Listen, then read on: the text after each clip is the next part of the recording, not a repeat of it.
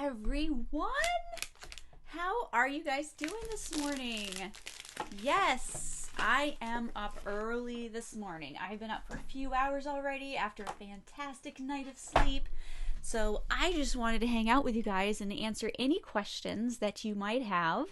And I see that there were a few questions in the group already. So let me just get my Facebook page up. But meanwhile, Susan, hopefully it's not too late to answer your question. It's only been a few minutes, Susan. But Susan had a question. She said, in the blends, when you mentioned one isn't safe for cardiac fibrillation, what does it do to the heart that makes it unsafe? And that is a really great question. And to make sure I had the correct answer, I cracked open my copy of Essential Oil Safety and I looked it up. So this is exactly what is meant when there is a safety warning about cardiac fibrillation. And Tisserand and Young, they say, as a cautionary measure, menthol-rich essential oils like peppermint and cornmint are best avoided by people with cardiac fibrillation because menthol has been associated with destabilization of heart rhythm.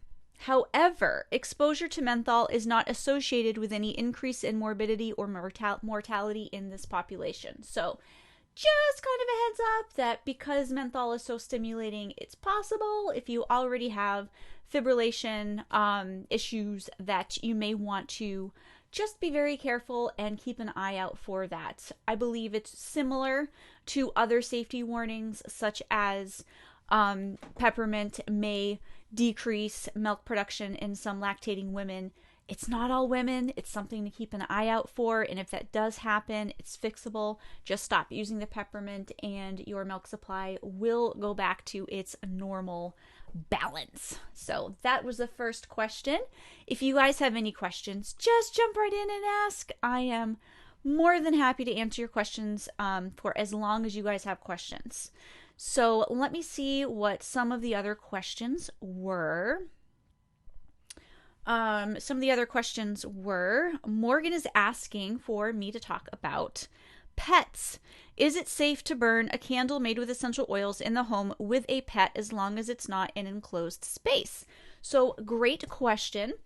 I'm going to go ahead and add a couple of links. First of all, I'm going to add the link to EO Safety, which is the book that is absolutely ridiculously amazing. It's the one that I just showed you a minute ago. Has so much information. I mean, you could literally camp out in that book your entire career and still learn stuff every single day. So as for pets, I have two different links and I'll talk about those as well.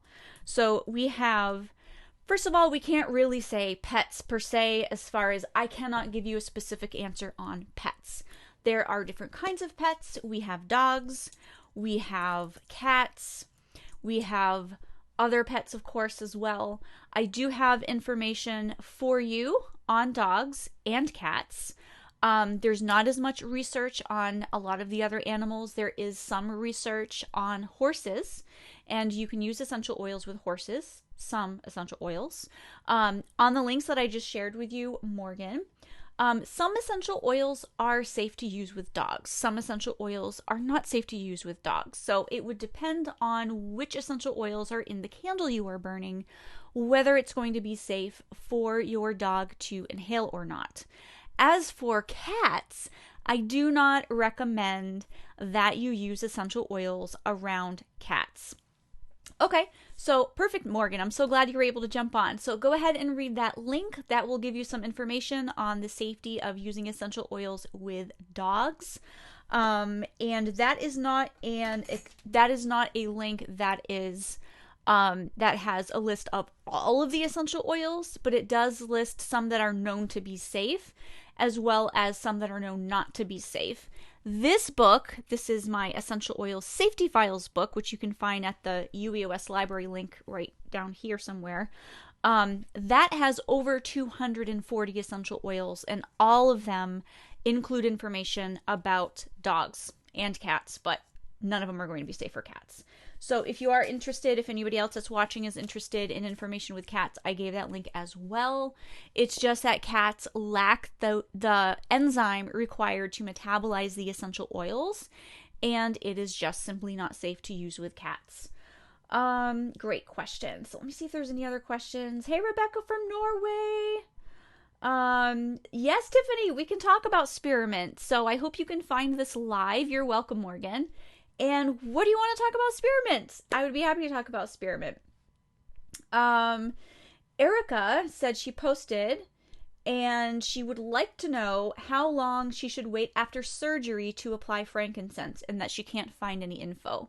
So typically, you want to be careful using essential oils around surgery, before and after. There are some essential oils that are actually quite unsafe to use around surgery.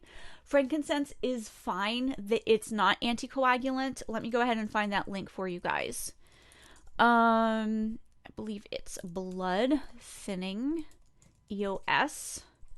And there's a list. It's not extensive. There's quite a few essential oils in there, yes. Let me see if I can tag Erica Rose. It's not letting me. Okay, well, I'll put that in there. It has quite a few essential oils, but again, this will have 242 essential oils, and it will list and flag all of the ones that can thin the blood and that you want to avoid 2 weeks before and 2 weeks after surgery. So, Erica Rose, as far as the surgery, I don't know what kind of surgery you had. I don't know how you are intending to use the frankincense. You said apply it, but I'm not sure where.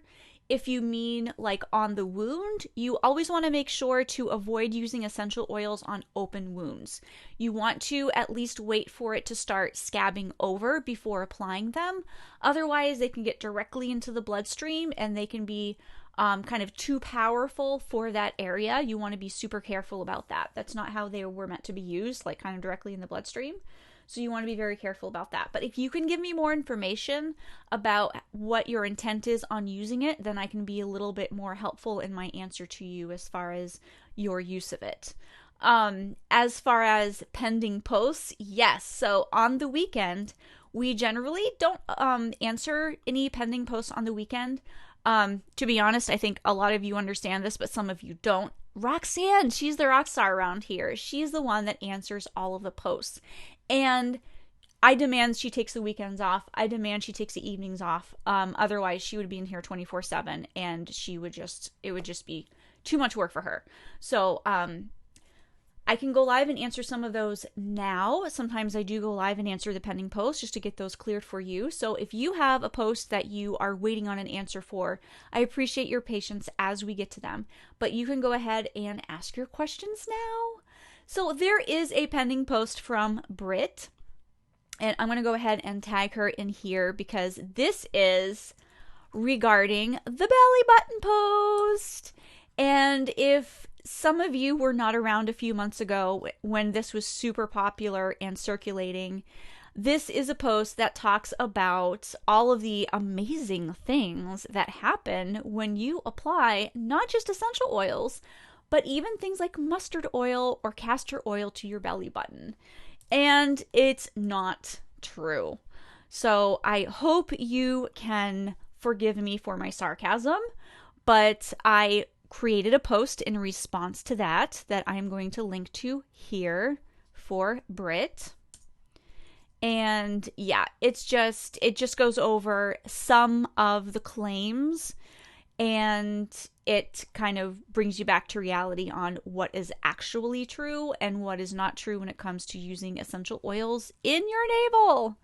So there you go, Britt. I hope that you are able to see this tag and you can get information from there. And for those of you who haven't seen the post yet, it's pretty ridiculous, but I do address some of the things in that link there. So if anyone else has any questions, just jump right in, ask your questions. While I'm waiting for you to type them out, I'm going to go ahead and answer some of the pending posts that are already ready in there for me. Looking for a face serum. See if we can find your name on here. For some reason in my comments, it's not popping up with your name. Let's see. New comment. Hey, Pamela from Montreal. So somebody, I'm sorry, but it's not showing me your name for some reason, is looking for a face serum, anti-aging and wrinkles. So one of the best things that I've come up with for a recipe for anti-aging is rosehip oil, which is a carrier and absolutely amazing and fabulous. Let me go ahead and I think that's the correct link. It's an Oracacia rosehip. It's absolutely fantabulous. I absolutely love it. Let me just make sure that link comes up. Yes, it does. And I like to add to it different things. I switch it up. So I like adding geranium. I like adding frankincense. I like adding myrrh, which you don't want to use if you are pregnant. It's not pregnancy safe. You can use clary sage. You can use jasmine and rose, but they have such low topical maxes. You want to be very careful with how many drops you are adding to your bottle when you are creating that. But there are several anti-aging essential oils that are great for the skin. But the carrier oil really counts too. That will really help when it comes to keeping your skin well moisturized and, keep those wrinkles at bay. So that would be my best bet for you as far as that goes. We do have a meme somewhere around here with it, but that's basically what it is. And it's a 1% dilution. So it would be a total of 6 drops of essential oil per ounce that you use of carrier. Insomnia. Great question. Let me grab the link to that information. I was trying to remember what pretty link that is. So here is a link. Let me see if I can tag you. There we go. And that is going to give you some information on the kind of essential oils. So you want sedative essential oils.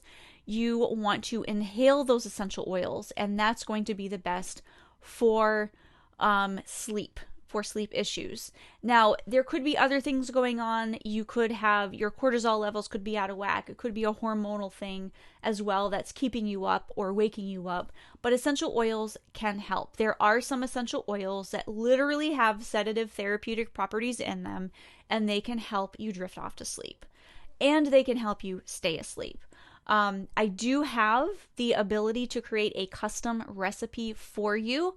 So there is free information on that page. Like I mentioned, sedative essential oils like cedarwood, sandalwood, inhalation is great.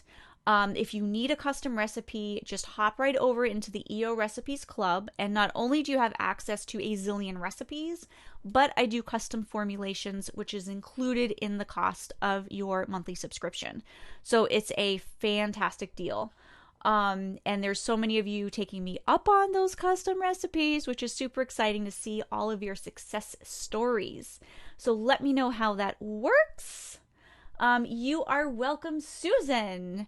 So I can see your name now if you're the same one that asked the question before. I don't know why it was not showing me your name.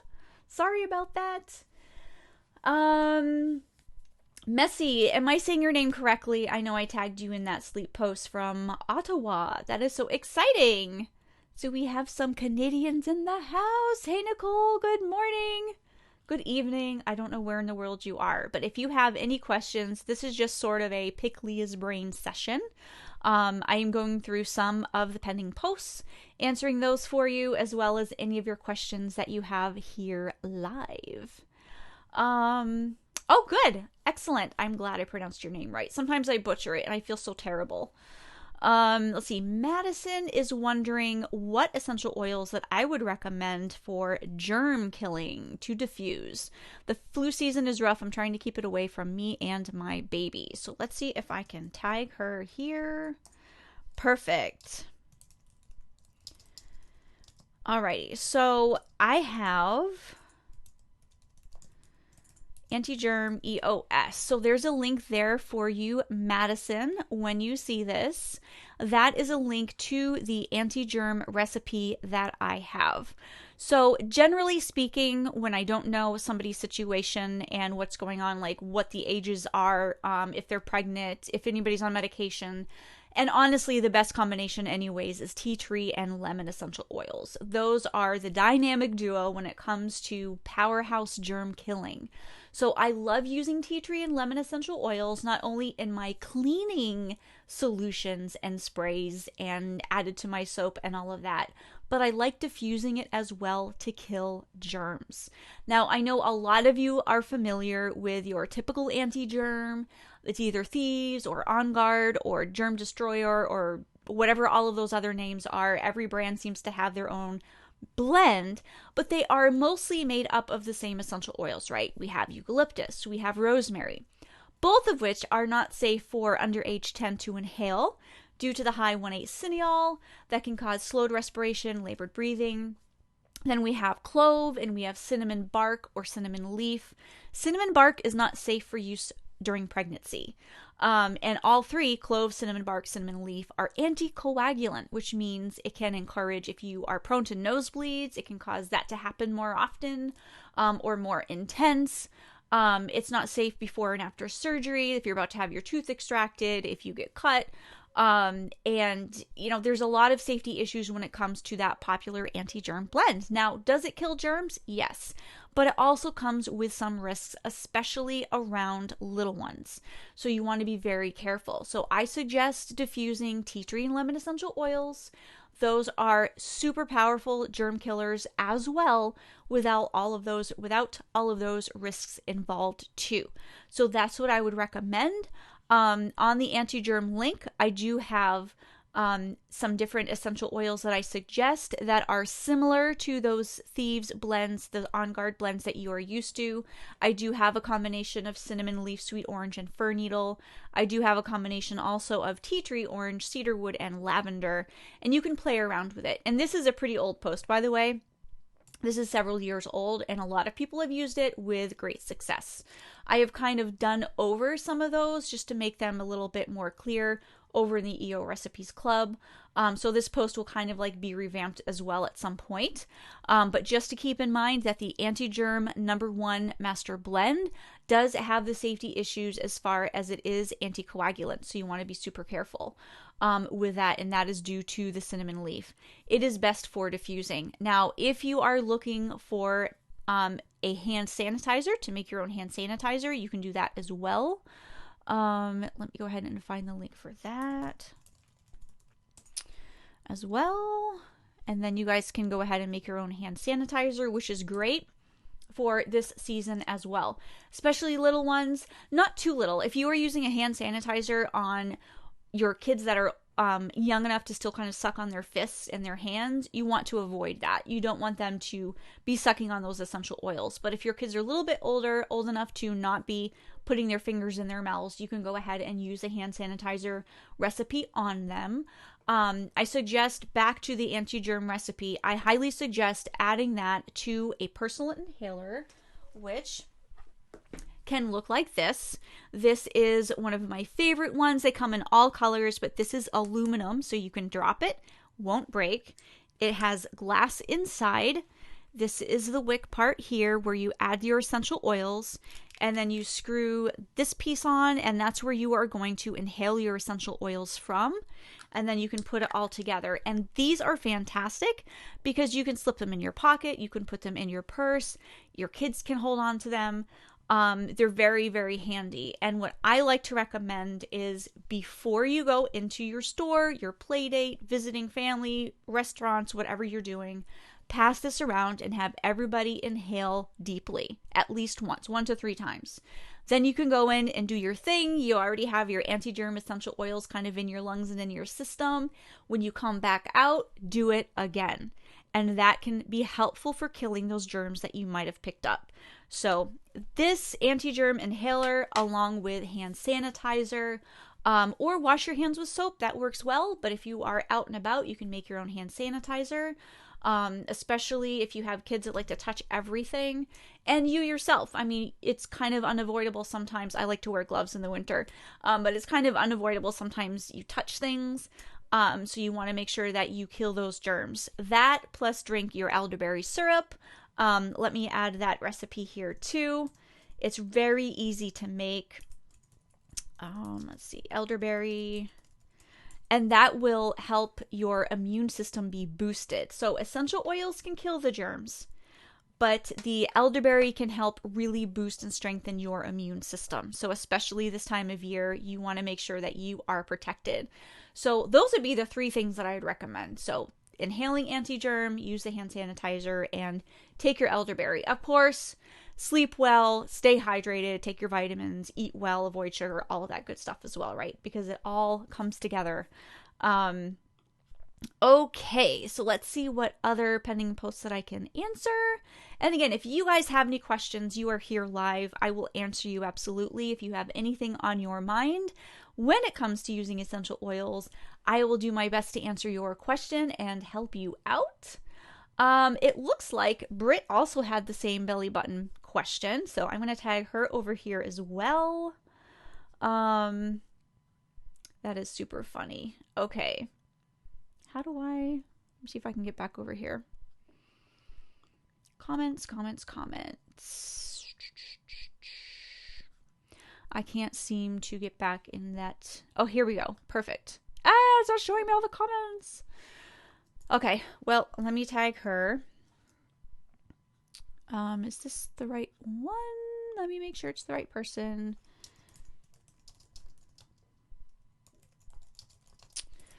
Okay.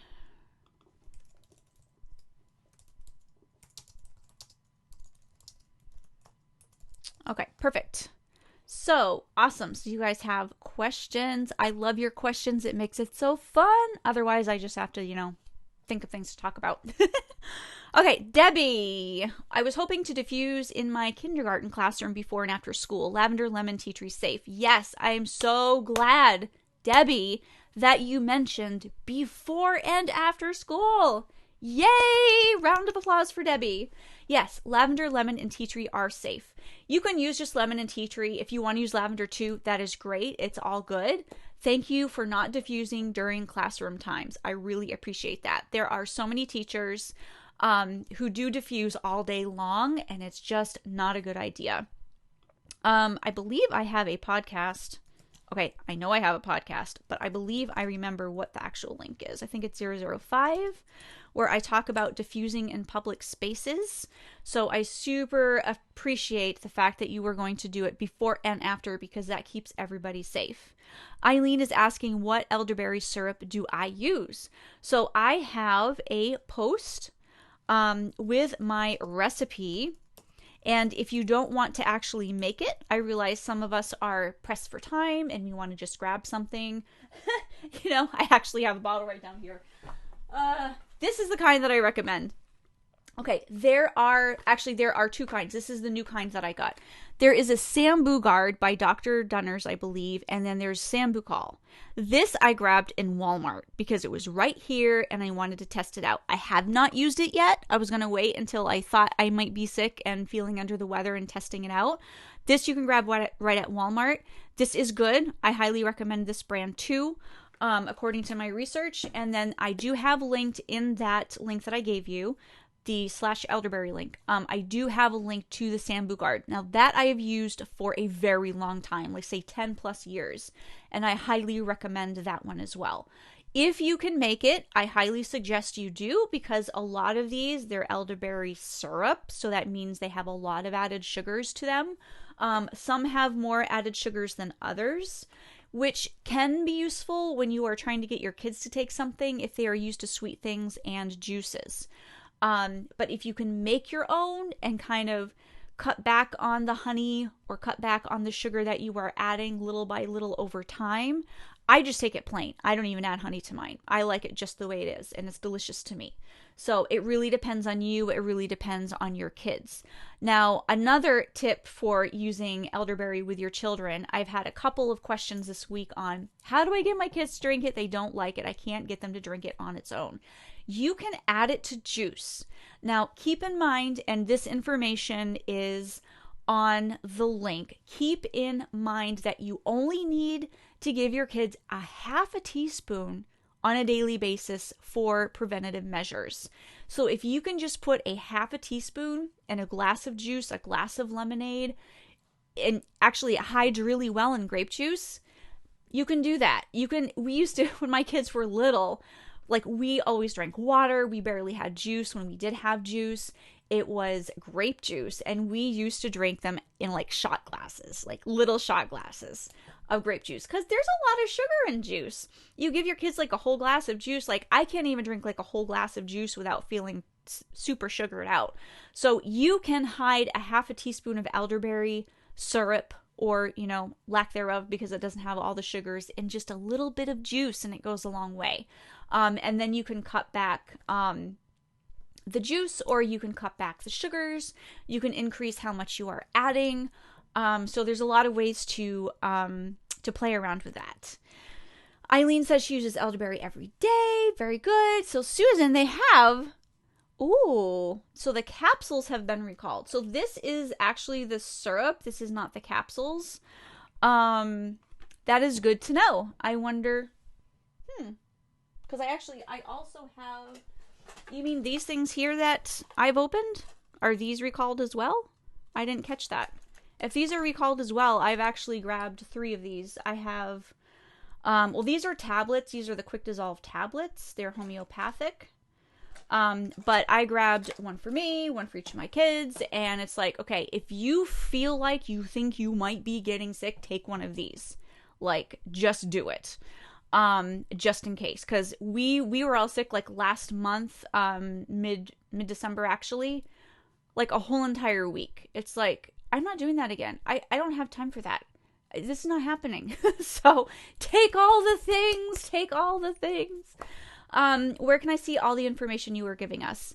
I am trying to provide links for everything that I'm talking about. So if you want to scroll like up and like see all of the links, if there's anything I didn't add a link for that you are curious about, just let me know and I can reply to you directly here, with those links. But pretty much everything that I give you can be found on my website in one of these 2 links before. Not Belinda, but blend of the 2 is perfect for me on a daily basis. Okay, I think I completely missed something. Let's see. Oh, here we go. You know, it's really weird. So I use Ecamm to go live, and sometimes I can see a comment over there that I don't see on Facebook. And this particular comment that I don't see on Facebook, I cannot see their name either. So whoever said, I make my own elderberry syrup with local honey and take a tablespoon a day mixed with a tablespoon of fire cider. I don't add any honey to my fire cider, so perfect. Okay, so it was the elderberry capsules for preventative. Okay, perfect. So I didn't get anything that I need to return. Excellent. Okay, so Lisa, was that you that was talking? Because I can see a name. Blend of the 2 is perfect for me on a daily basis. That is great. Fire cider is absolutely amazing. And if you guys don't know what that is, correct me if I'm wrong, see if I can remember this because I haven't made it in a while. But you basically finely shred or grate ginger and garlic. You can add turmeric. And then I forget what else. Those are the main things, right? The garlic and the ginger. I know I'm missing something. And then you cover it with some honey and some apple cider vinegar and you just kind of like let it sit for a while. Onion as well. Onions too. And you just let it sit. Like literally, like on your counter, let it sit and do its thing. And it is so good and amazing for you. It's been a while since I made that, but that is super good. And you only need like a teaspoon a day. Like there's so much good stuff in there for helping your body fight off like everything. It's really amazing. So I love how you are mixing that with your elderberry. That is really such a great idea. Yeah, so typically, so as far as, you know, back to elderberry and until you guys come up with more questions, I'm going to just keep talking about elderberry, I guess. Typically, a half a teaspoon for kids and a teaspoon for adults is what they call the preventative dose. If you feel like that you are coming down with something, if you feel like you are getting sick, you can up that. So for kids, you can increase it to a teaspoon. Adults, if you were taking a teaspoon, increase to a tablespoon. And if you know you're sick, every 3 or 4 hours, just take that same amount. Now, you really can't overdo the elderberry. The worst that can happen is you will have loose stools. So if you find yourself having a little bit of diarrhea, it could be from too much elderberry, but that's really the worst thing that can happen, and you have to take a lot for that. I know there's a lot of herbalists, they'll take like a small glass of elderberry. Like if they're around a lot of sick people, I've actually done that myself, and I haven't noticed any changes in my bowels at all from it. So just as a little bit of warning, but you really can't overdo it like some other things. So take as much as you feel like you need. Take it every few hours. It really, really works. And I do have a couple of links and some information in that elderberry link for you with more information. And this elderberry has been researched for such a long time. It is such an amazing thing to have on hand. So, perfect. Are there any other questions about essential oils? Okay, Lisa, it is you. Garlic, ginger, jalapeno, that's right too. Lemon, turmeric, horseradish, onion. We used burdock too and added some dried elderberry too just because I had it. Excellent. That sounds absolutely amazing. You have encouraged me. You know what? I'm going to go ahead and make myself a note to actually make some fire cider. And you guys can Google it too. It's really easy in the sense that there's not any exact recipe. You just kind of like chop and shred everything up and throw it in a jar. I like to use the Fido jars that have the gasket on there. Those I really, really like because it seals the insides off from oxygen so it won't spoil. And I'm telling you, with all of that good stuff in there and covered by apple cider vinegar, you're not going to find that it molds or anything. So the Fido jar keeps all of that good stuff in there and protects it from the oxygen, but it also, because of the rubber seal, allows for off-gassing. So if there's any, so as it ferments or as it does its thing, if it bubbles, if there's any air that needs to escape, it can be released through those rubber seals. So perfect. Rachel says, I'm new to this page and was using essential oils as indicated by a large big name MLM. I have stopped using them completely due to concerns for safety. Now I'm feeling overwhelmed about where to start to learn what is safe or not. What is the best way to start learning again, and what would be the more complete guide? So I would start with, what are your needs? What are you looking to accomplish? Are you looking for safer ways to kill germs? Are you looking for safer ways? I don't know. I don't know what your needs are, but I would start looking at safe alternatives for the needs that you have. And you can start by posting in this group. You can search in this group. You can search on the website. I do have the 2 links down here. So the website is full of free information and you can do a search there. This site here is all of the resources. So I make it really easy for you. I've condensed a ton of information in books, which you can download. There's ebooks, there's online accesses. So if you want quick information done for you now, those would be the resources that you want. If you want to take extra time and you want to browse the website and kind of like go at your own pace and dig and do research and all of that, then the website and searching this group would be 2 places to do that. If you have specific questions that you want answered that you cannot find your any answers to, you can either ask me specific questions in a live like this, you can type your question in the post in the group and it will be pending and an admin will get to you and tag you in the appropriate place where it can be answered. But I would just take it slow. I would take it little by little.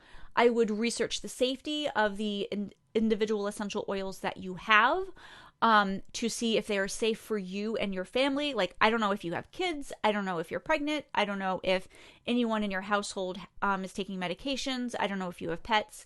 So all of those factors come into play when it comes to using essential oils. So I would start slow. I would focus on what your needs are and the safety of the individual essential oils and blends that you have and go from there. So in the library here, ueoslibrary.com, there are free levels to the essential oil single safety files as well as the blends. So you can get a peek and you can access some of that information for free without accessing the VIP level. I do have some of the most common blends in there so that you can access that safety information, as well as some of the more common essential oils that have safety risks involved. Those are available to you free as well. And again, if you have any questions that are specific, please go ahead and ask. But I do think it's a good idea, Rachel, that you just kind of put a pause on things. You're like, wait, let me just do some research before I continue to use these to make sure that I am using them safely. So I applaud you for that. And just ask. Just simply ask, because that's how you know what the answers are if you ask. Let's see. Do you have a chart? Debbie's asking if I have a chart of how many drops of oil should be used based on the size of the diffuser. I have that information inside my basics course, which is not available for enrollment right now. I also have that information inside the EO Recipes Club via the course, which is actually only available inside the club right now. But it's really going to depend on several factors. It's going to depend on, mostly it's going to depend on the type of diffuser you have, as well as where you are placing it in relation to you. Do you have it within arm's reach? Do you have it on the far corner of the room? Do you have it in a closed room? Do you have it in an open room? Are you using a little pad diffuser? Are you using a plug-in diffuser? Are you using, there's so many different kinds of diffusers. So it's a little bit less how many drops based on the size of the diffuser than it is on the kind of diffuser and where it is. So if you have a specific, if you can let me know exactly what diffuser you are using, or the type, like is it a pad diffuser, is it a water-based diffuser, and all of that, size of your room, your intent of using it, then I can help answer your questions as far as how many drops you should be adding to it. Typically, your average water-based diffuser, you add the water, you add your drops, it's typically going to be 5 to 10 drops. But other things to consider too, safety of the essential oils. Are they safe for you? Are they safe for your children? The other thing that I want to impress upon you is the intermittent setting. You want to make sure that you are not diffusing 24/7. You want to prevent your body from getting that olfactory fatigue, and you want to make sure you are diffusing 10 minutes on and then 20 minutes off. And the only diffuser that I have found to do that is the Jasmine. So I'm going to add a link here. 10 minutes on, 20 minutes off. You don't want to overdo it. Let's see. Katie, can you explain how essential oils aren't the best for daily immunity? So many MLMs encourage daily immunity blends to boost immunity. See, the thing is, essential oils just don't boost the immune system. That is not how they work. They can kill germs. So you can use essential oils to kill germs. And then hand sanitizer, if you inhale them, if you diffuse them, they will kill germs, but they don't actually boost immunity. That is just not something they do. Just like they don't help with thyroid issues. Just like they do not help with your blood sugar if you're diabetic. There's just things that they don't do. Now, herbs can. Elderberry can. There are some herbs that will help medicinally to help boost your immune system because that is how they work. But that is not how essential oils work. It could be what they really mean is these can help kill germs and help you not get sick in that way, but technically they do not boost the immune system. They can support the immune system, but they can't boost the immune system. Let's see. Brittany says, everyone raves about Thieves Cleaner from an MLM. Is it safe to use around little kids? No, it is not. I know Thieves essential oil isn't recommended for little ones. Let me go ahead and show you something. So I am going to, first of all, take a sip of my coffee. Second of all, I'm actually going to turn my screen around and I'm going to let you in to the blend safety files. So this is the UEOS library. And these are all the resources that I have created for you because I couldn't find them anywhere else. And I'm like, the world needs these things. Here they are. If you click on the essential oil blends safety files, of course, I have access, so you guys are going to actually see everything right now. But again, there is a free level too. So let's go to Young Living. Let's scroll all the way down to Thieves. Thieves is available at the free level in case you were wondering. Hey, from the Philippines! So this is the safety when it comes to using this particular blend. Now, I realize the cleaner also has other things in it too, but it still has these essential oils. So it has clove, lemon, cinnamon, eucalyptus, and rosemary. So this blend is safe for ages 10 and above. This is based on the eucalyptus. This is based on the rosemary, both of which are high in 1,8-cineol. 1,8-cineol has been known to slow respiration and cause labored breathing in children under the age of 10. So you want to be very careful with your younger children. So avoid under the age of 10. It's not pregnancy safe because of the cinnamon. It's cinnamon bark. It's also not breastfeeding safe because of the cinnamon bark. Not safe for use around any of your pets. Now, there are unknown chemotypes for some of these essential oils, such as rosemary. It's assumed that this is the one that is high in 1,8-cineol because that is your common rosemary.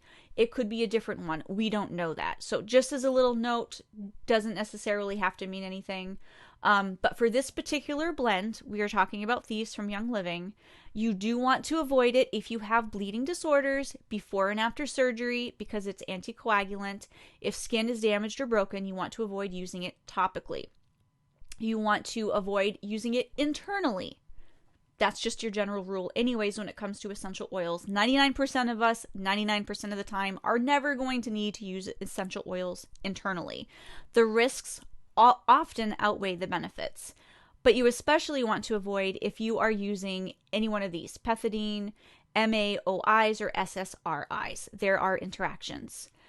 This blend is also blood thinning because this blend contains more than one anticoagulant essential oil. That would be the cinnamon bark, that would be the clove.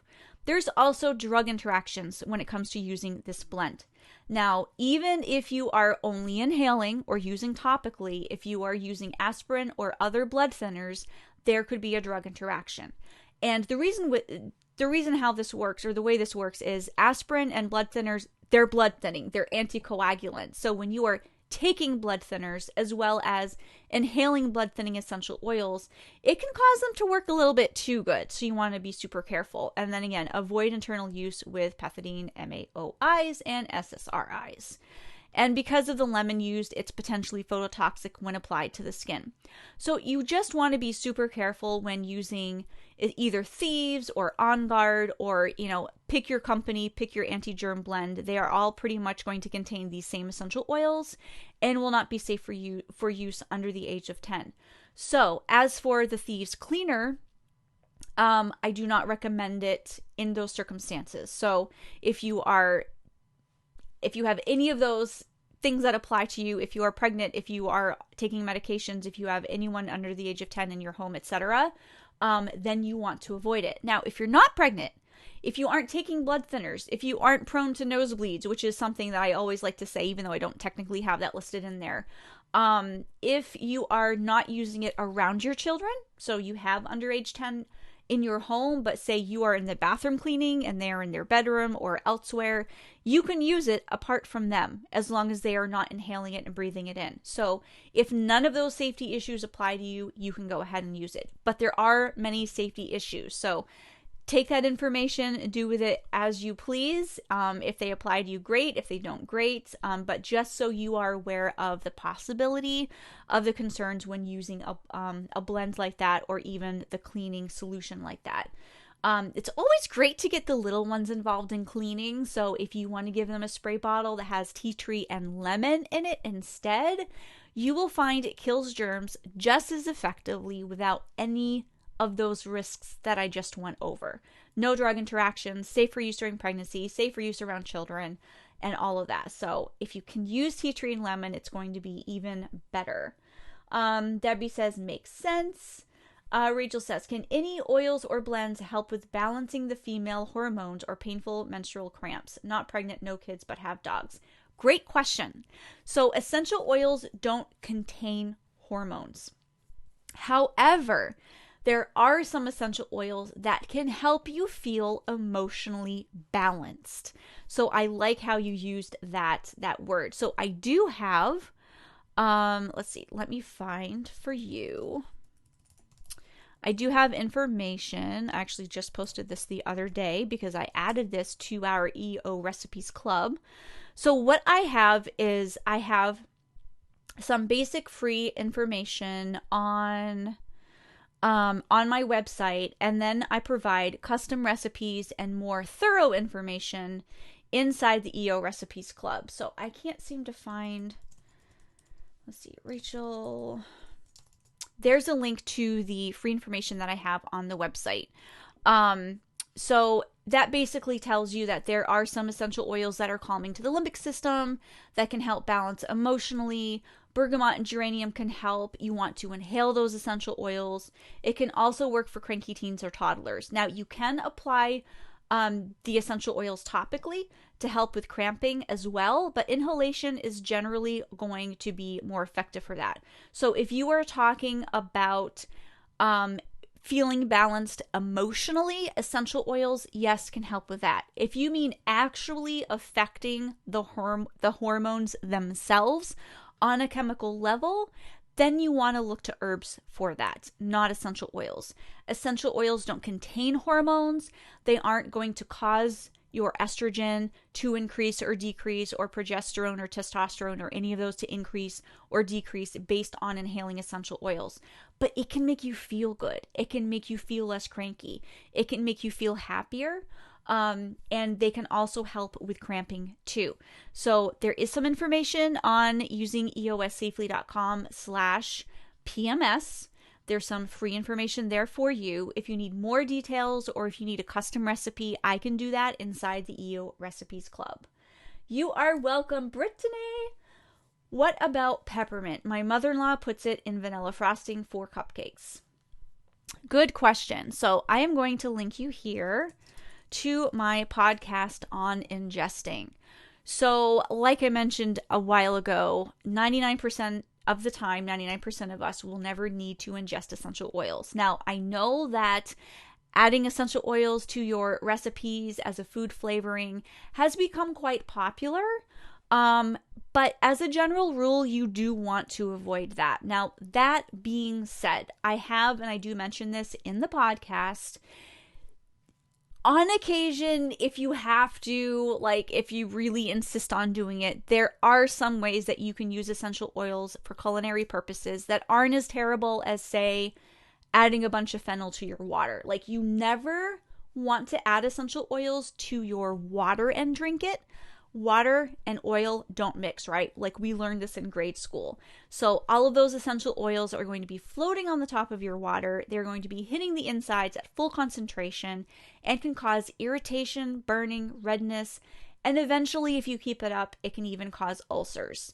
Not to mention the damage that it can do on your kidneys and on your liver. However, if you happen to run out of peppermint extract, I always recommend please use food flavorings first. Please use food extracts or like peppermint extract way before you even consider using the essential oils.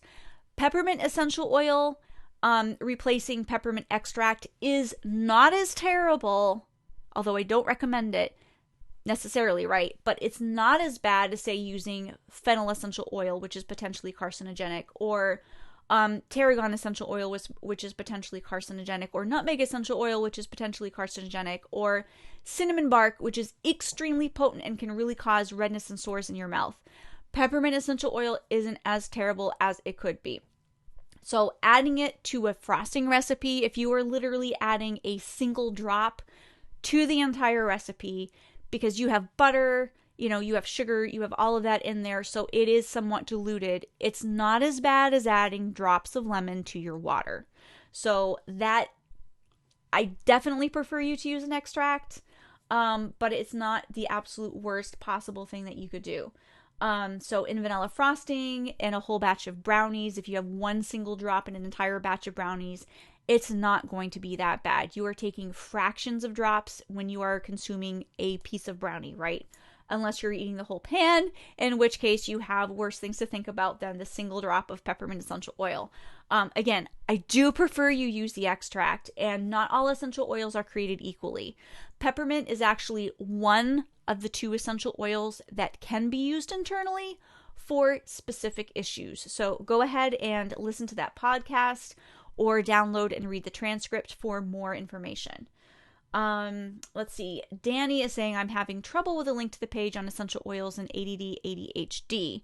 Are there any you would recommend to start with? Let me see. It should be using eossafely.com/ADD. Okay, let's see. Okay, so here is a link to that. Hopefully it can load for you. I don't always have specific recommendations on here because, especially for ADD, it is a little bit complicated.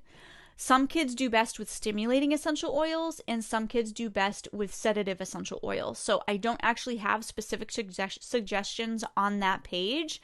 That is something that is best customized based on your specific needs inside the EO Recipes Club.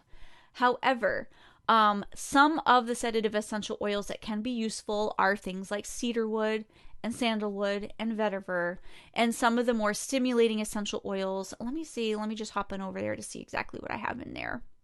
You know what? I'm going to actually give you a peek. I shouldn't do this, but I'm going to do this anyways. So this is inside the Recipes Club, and these are all of the recipes that I currently have available, and I am adding at least one per week, and I do custom requests as well. So over in the ADD ADHD section, I have several recipes here. I have personal inhaler, diffuser, and aroma jewelry. And let me just click on the first one here. So this would be the calming sedative ones. So the one blend I have is for mandarin, cedarwood atlas, lavender Bulgarian, and then the ones that are a little bit more stimulating that could work for your kid could be fir needle, basil, and black pepper. So those are the ones that I would recommend. Now, again, you may need these customized, you may need substitutions, you may need something other than what is here, but this can give you a really great start when it comes to using essential oils. The information on the link that I shared with you, which I didn't actually post, there we go, does give other options as well that you may consider that may be triggering symptoms such as red food dye, dairy, chocolate, wheat, tomatoes. There are other things as well. So it can be a pretty complicated issue that might need a little bit of trial and error when it comes to using those essential oils.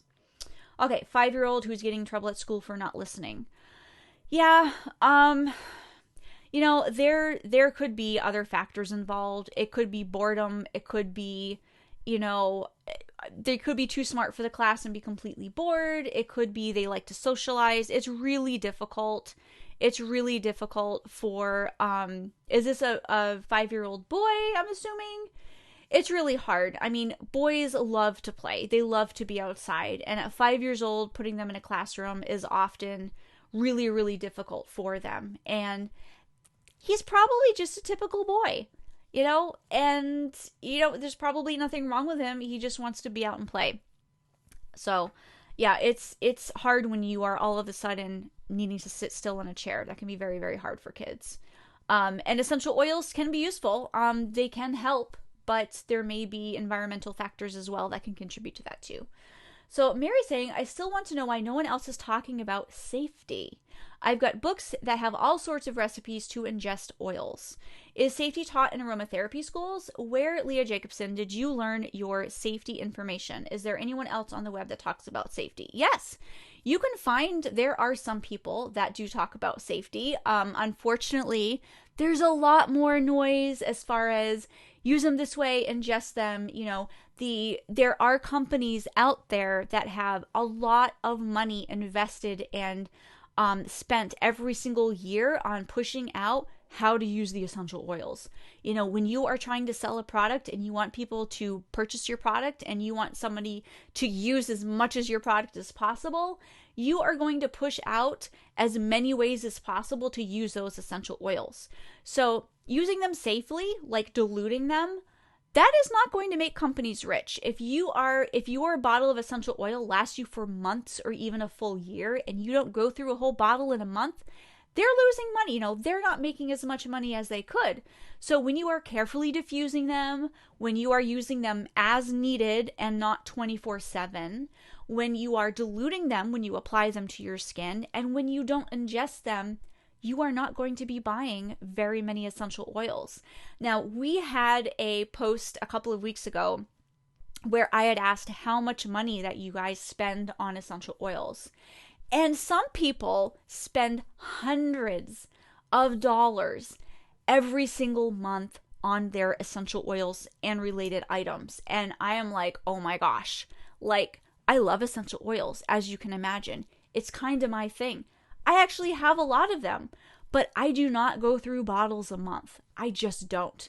I mean, I purchased the 4-ounce bottles of lemon essential oil and tea tree essential oil because I like using those in cleaning, and it still lasts me a couple of months. So yeah, there are some people that I believe really overdo the essential oils, and that is due to encouragement from their company.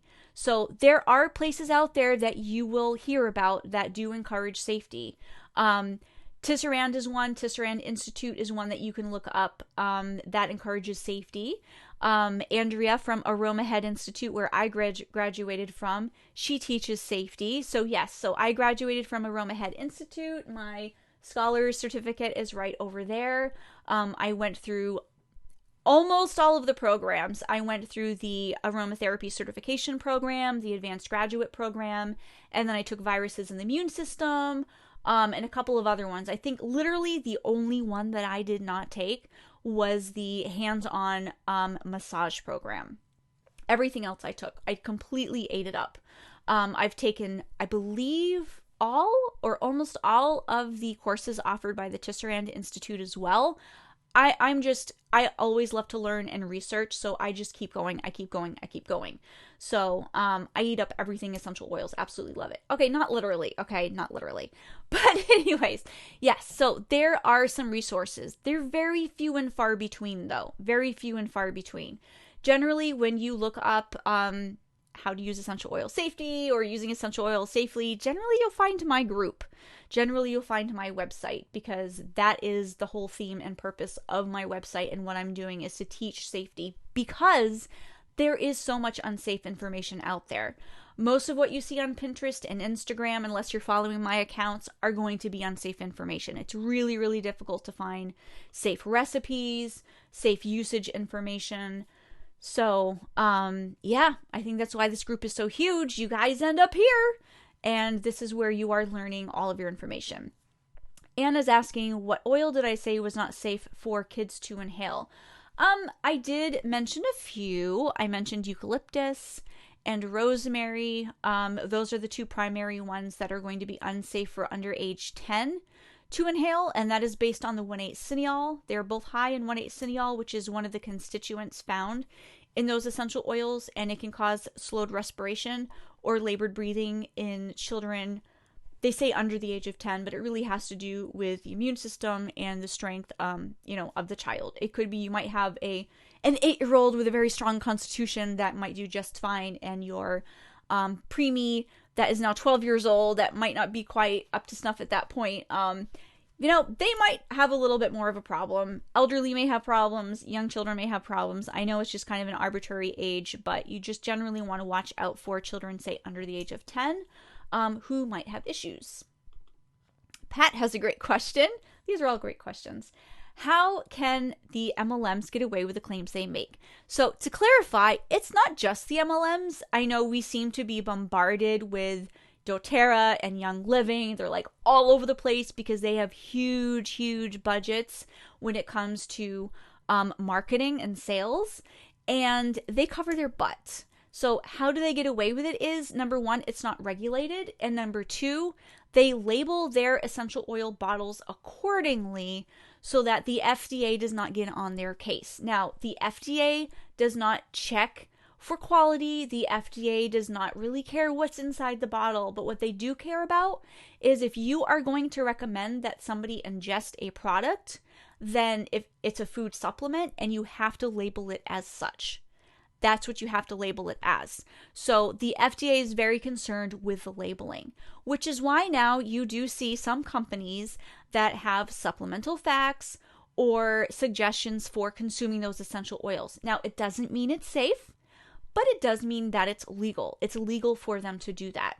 So you have some essential oils that don't have the supplement facts. I know Young Living in particular has their Vitality line. Same exact essential oils as their non-vitality line. It's just labeled for adding to food. It does not make them safe. It just makes it legal.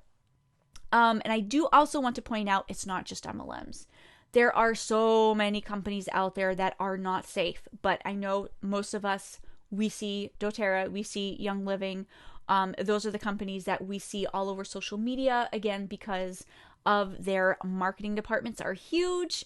And there's a lot of people that sign up with them. There's a lot of people, including myself. My first exposure to essential oils was from one of those reps, and she contacted me, and she was very persistent. And I'm like, I don't have time to learn about essential oils because I have this feeling like I give everything my all. So if I started to learn about essential oils, I probably would spend way too much time in it. And at that time, I was into herbs, I was into natural health. I didn't have time to learn about essential oils. But she pushed me in a very nice way. And I'm like, fine. I wasn't going to even learn about this until next year, but fine, I'll look into it a little bit. And here we are. I don't even have that other blog anymore. This is all I do now. So absolutely love it. So MLMs labeling is just eyewash then. Pretty much. It does not make it safe. The safety of the essential oil is based on the essential oil. It's not based on the label. It's not based on the company. It's not based on any of that. It's based on the actual safety of the essential oil itself, no matter what the label is. No matter if it's labeled as you can add this to your food, it doesn't make it safe. But what it does is it encourages you to use it all the more. So you are using more and more and more of it. You are buying bottles every month, and they are making lots of money. So Ashley is saying, new to your page, thanks for all you do. Are the MLM companies still okay to purchase from if you use them safely? Yes, absolutely. You can purchase essential oils from most places and they will be fine. Now, that being said, I don't recommend you grab your essential oils from Walmart or that you grab your essential oils from Best Buy.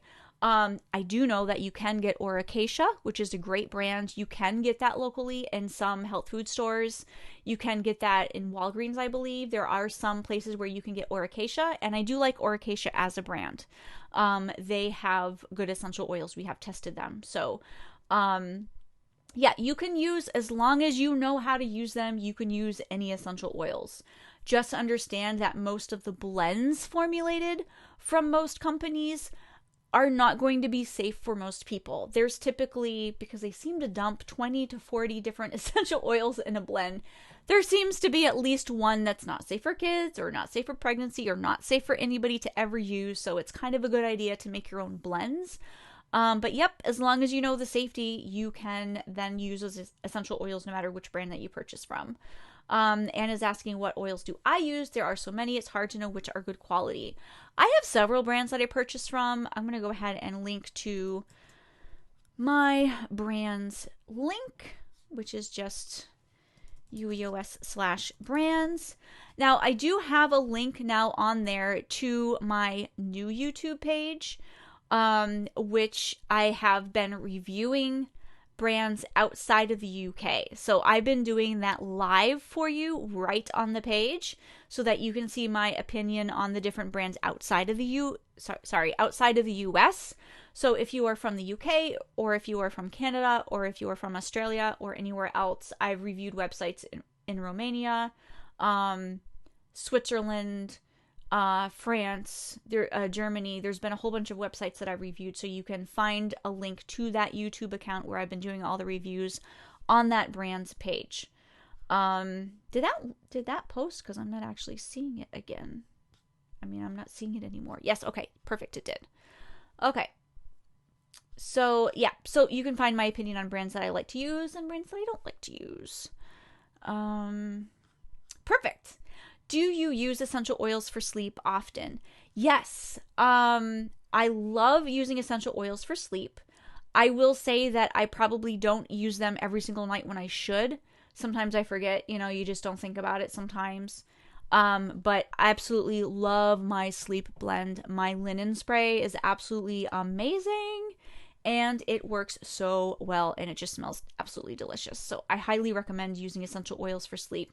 There are things essential oils are really super great for, and there are things that essential oils aren't going to work as well for, and you want to use herbs instead, or supplements, or something else. So, super great questions. So does anyone else have any more questions? I've been live for over an hour already. It's crazy. Crazy. So you guys have been so much fun. I love all of your questions. Hopefully those of you who are here have learned something, even if you have not asked any questions. I'm going to take a couple more questions and then I'm going to skedaddle and work on some other things. I know you guys are very anxious for me to release that workshop on children. So I've been working on that. So that can be available for you hopefully in the next month or so. It's a lot of work to put together, but I am working on that for you guys as well as some other things. I know sometimes I'm quiet and I don't come on live very often because I am hunkering down behind the scenes creating all of these resources for you so that you have a place to get your answers from. So if you have any more questions, now's your chance. If you're watching the replay, go ahead and leave a comment letting me know what you learned during this live. I know there's so many questions, so there's so many things that you could potentially learn while you are listening to this live. So I'm not seeing any more questions, so I hope you all have a wonderful day. And again, if you have questions, just go ahead and post them in the group and we will get to those as soon as we possibly can. So have a great day.